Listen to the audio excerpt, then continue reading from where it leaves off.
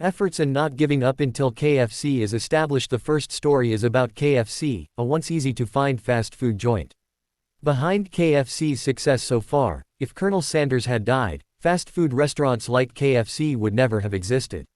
Yes, it is Colonel Sanders who devised the recipe that can easily eat KFC's crispy fried chicken until now. In 1955, a veteran was living on his pension. But the pension that Colonel Sanders receives is not enough for his daily life. Colonel Sanders began to wonder if there was something he could sell for free without a small capital investment. Later, a friend of Colonel Sanders said that he had a chicken recipe that was very tasty to eat.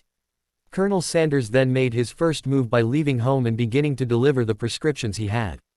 In a business deal, offering Colonel Sanders fried his chicken recipe is not always without obstacles.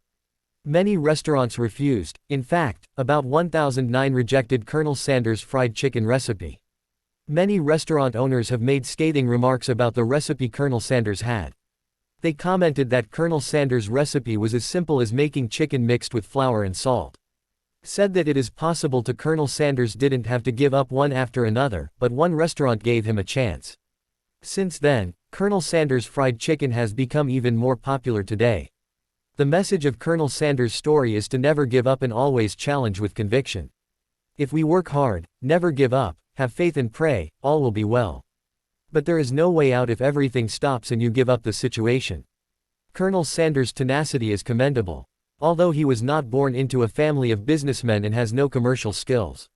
With the right mind and strategy, KFC can grow big. In Stupid But Stupid Books, Crazy Business Success Without a Degree, where he shares his tips on planning his business and creating his SOP sheets for employees, Ramed shares these tips to succeed while going crazy. You can see hints.